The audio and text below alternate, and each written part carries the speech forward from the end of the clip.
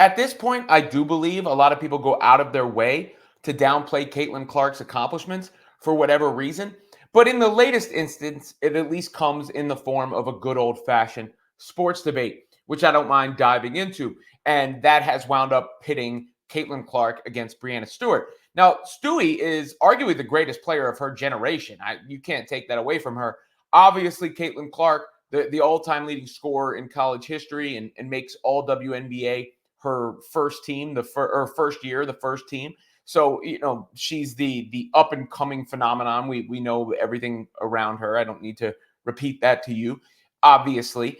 But pitting those two against each other has gone back to their college days, in a sense, in the case being made for Stewart being the GOAT of GOATs there. And as with any argument like this, let me be very clear. I'm not trying to diminish anyone, because anytime you're as accomplished as both of them are, it's context, it's nitpicking, and all that. Anyway, Sue Bird had this to say about Stewie's case in regards to the national championships and why her resume cannot be argued with. I just want to go back to the Breanna Stewart thing for a second, because to your point, I'm really just doubling down on it. The lack of beat writers, the lack of coverage in our world, in the world of women's basketball, 4 national championships is standard. That's not the case for men's basketball, really for any other anything. So like that is the bar. So in another world, it's like, oh, if you get to the Final Four championship game twice, that's an amazing, by the way, it is an amazing feat. It's not to take away from what Caitlin did. It's just not but as it's amazing not as 4 Stewie. national championships in a row. But if we had people talking about that, right, in this nuanced way, then the conversation changes.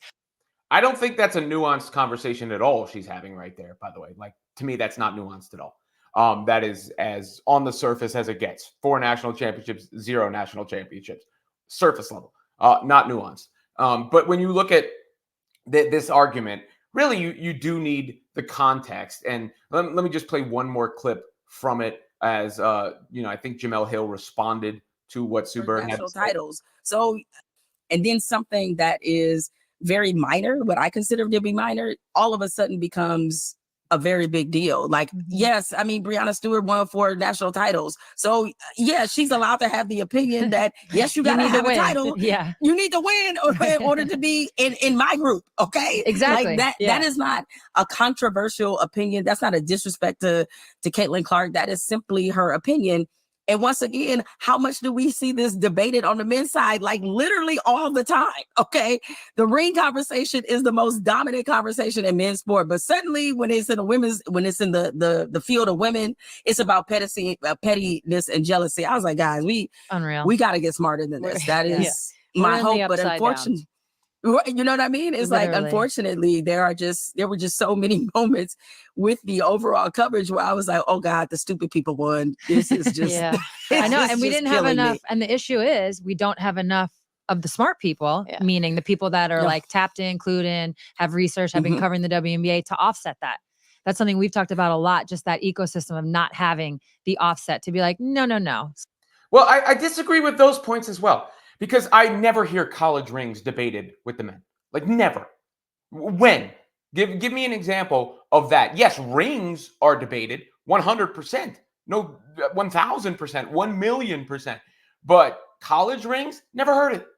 The only time I can even remember a college ring being brought up in a pro argument was when LeBron was a rookie with Dwayne Wade and Carmelo Anthony. And there were some folks who said, Carmelo Anthony, they were kind of rooting for him because he had won at Syracuse and they wanted that to count and matter at the pro level. Other than that, I have never once in a NBA argument comparing the greats had people go back to college and reference who won at college and who didn't win at college. So a couple things to push back on there. And with respect, obviously. But Sue Bird, when she says nuanced, I don't think what they were saying was nuanced at all. 4 rings to 0, not nuanced. And then this idea of perspective and it not being fair to the women versus the men, because in the men's side, rings are debated all the time. Not college rings, no. The only time I've heard college rings come to the forefront like this is with Caitlin Clark, to be quite honest with you. In order to say, Caitlin Clark's not as good because she didn't win at Iowa. That's it. That's the only time. The only time I've heard it discussed and brought up is to diminish what Caitlin Clark did. Because I don't hear it otherwise. And then when you actually want to add nuance and context to the conversation, Breanna Stewart played on a stacked squad at UConn. Now, is winning 4 national championships in a row impressive regardless who your teammates are? 1,000,000% again. Correct. Yes. Super impressive. She should be proud of it. And she has every right, by the way, to use that in her argument. I get it. I get why she would use that in her argument. But in order to add the proper context to the argument, you could ask, how many national championships would Breanna Stewart have won at Iowa? Because elevating your team is also important, not just winning. I mean, it goes talking about rings. That happens with LeBron and Jordan. And the LeBron and Jordan argument, the Jordan side is always saying 6 rings. It's the only argument I need, Sean. But on the other side of that argument, with LeBron, oftentimes it's about how he has elevated his team and gotten teams that weren't supposed to be there. And then not all rings are created equal, right? There is more weight put on LeBron's ring in Cleveland than his rings in Miami. There's more weight put on Dirk's ring with the Mavericks than other rings, like, say, Kevin Durant's rings. People try to discredit Kevin Durant's rings because he went to a 73-win team. Of course they won. Not to say Kevin Durant isn't a legendary, awesome player. Anyone with eyes sees that. But he went to a 73-win team. Of course they won. So, I don't know. Knowing what I know about women's basketball history, UConn was a dominant championship factory for the longest time.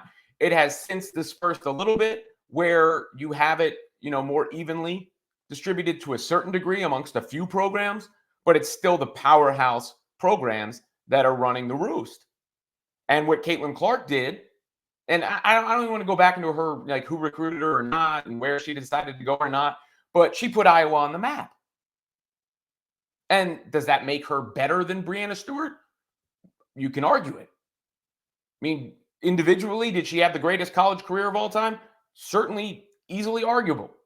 Do you want to make the case for Stewart because of the titles? Or you can argue it.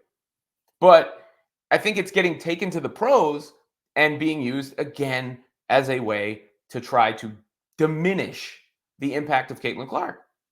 Because I don't see any other. I've never heard it brought up before. I've never heard college championships brought up in the context that I've heard them brought up this year until Clark.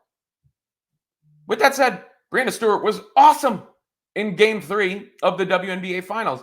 And with a championship, she probably elevates herself to best player of her generation status. And Caitlin Clark is the next generation and clearly well on her way to best in her generation status. Like I said, at least this is in the context of a good old-fashioned sports debate.